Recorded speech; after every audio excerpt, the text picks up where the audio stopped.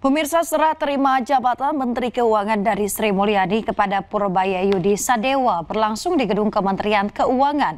Sri Mulyani resmi mengakhiri jabatannya yang telah diemban di era 3 presiden sejak Oktober 2019.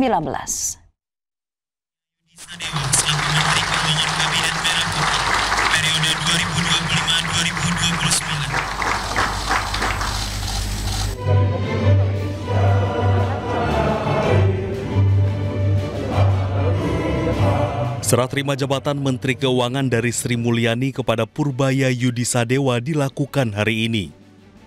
Proses serah terima jabatan berlangsung di Gedung Kementerian Keuangan. Dengan demikian, Sri Mulyani resmi mengakhiri jabatannya yang telah diembannya sejak Oktober 2019. Pada kesempatan itu, Sri Mulyani menyatakan pamit undur diri kepada jajaran Kementerian Keuangan setelah beberapa kali memimpin di Kementerian Keuangan. Saya pamit undur diri pagi hari ini dan mohon mulai saat ini untuk kami dihormati ruang privasi kami atau ruang pribadi saya sebagai warga negara biasa.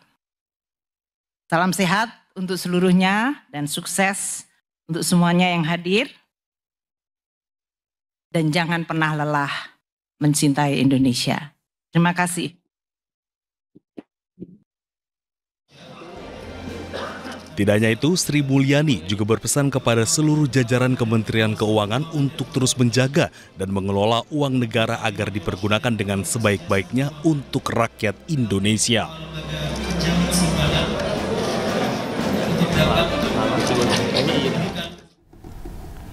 Dapat tugas berat percepat pertumbuhan ekonomi dengan target 8%, Menteri Keuangan Purbaya Yudi Sadewa mengaku tidak akan banyak mengubah kebijakan fiskal yang sudah ada. Purbaya juga akan terus berkoordinasi dengan berguru pada Sri Mulyani.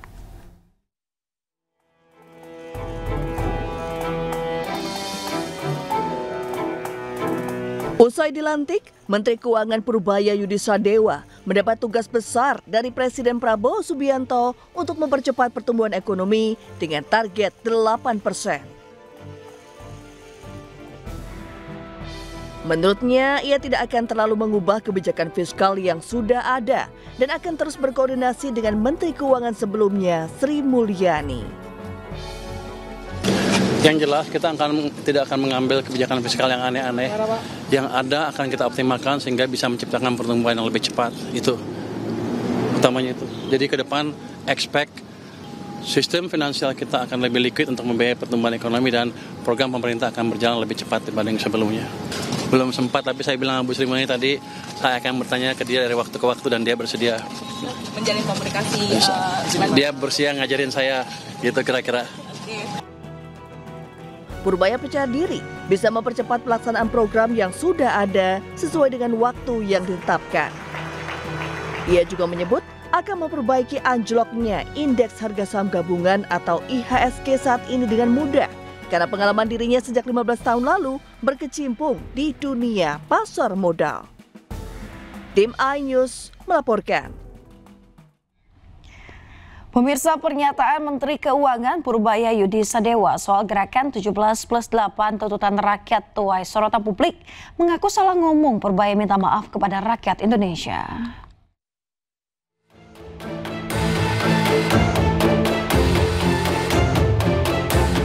Menteri Keuangan Purbaya Yudi Sadewa menyampaikan permohonan maaf atas pernyataannya soal gerakan 17+8 tuntutan rakyat sesaat setelah dilantik Presiden Prabowo di Istana Negara pada Senin kemarin.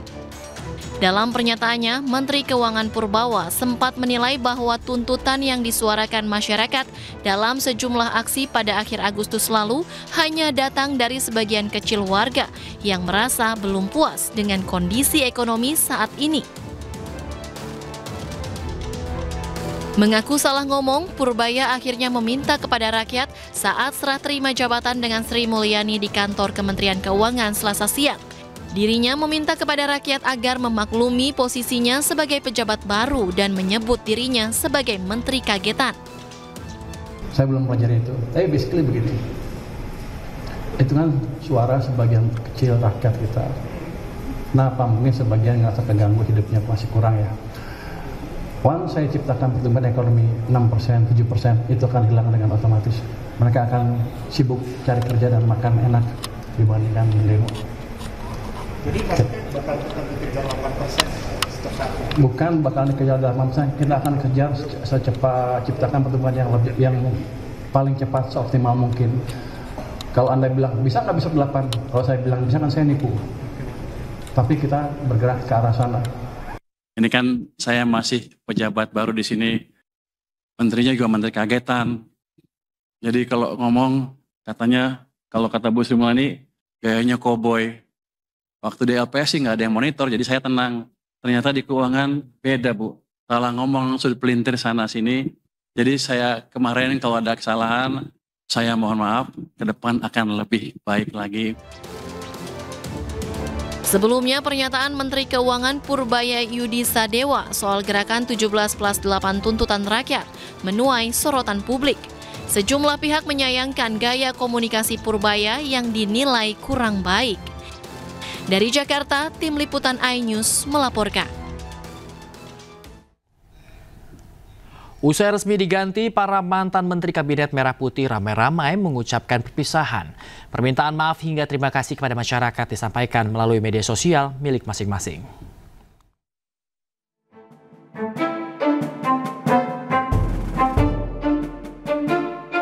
Menteri Koperasi 2024-2025, Budi Aris Setiadi mengucapkan perpisahan melalui akun media sosial miliknya.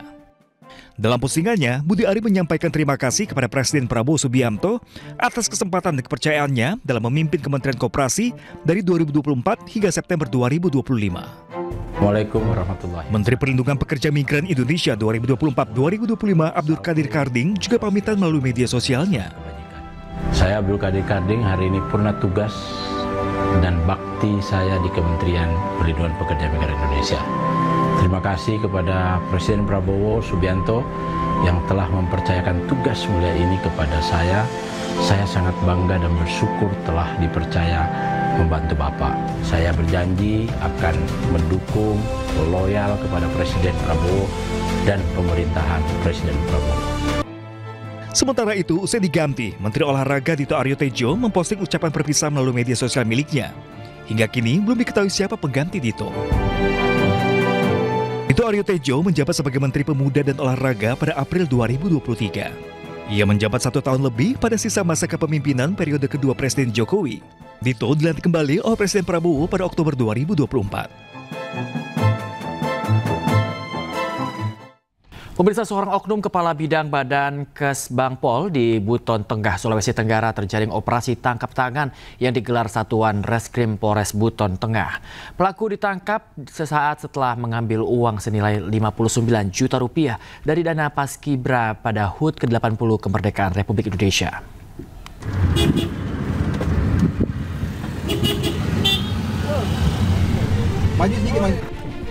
Pria yang menggunakan pakaian ASN ini adalah pegawai dari Dinas Kesatuan Bangsa dan Politik, Kesbangpol Kabupaten Buton Tengah, Sulawesi Tenggara. Pria berusia 53 tahun ini ditangkap Satreskrim Polres Buton Tengah karena tertangkap tangan usai mengambil uang dari rumah penyedia di Desa Walando, Kecamatan Gu, Kabupaten Buton Tengah. Uang tersebut merupakan uang fee dari anggaran Paskibraka sebesar 59 juta rupiah. Polisi mendapati tumpukan uang senilai 59 juta rupiah yang disimpan di bawah jok motornya. Dalam pemeriksaan, tersangka mengaku permintaan uang ke pihak penyedia atas pengetahuan atasannya. Bahkan uang tersebut rencananya akan diserahkan ke Kepala Kesbangpol selaku atasannya.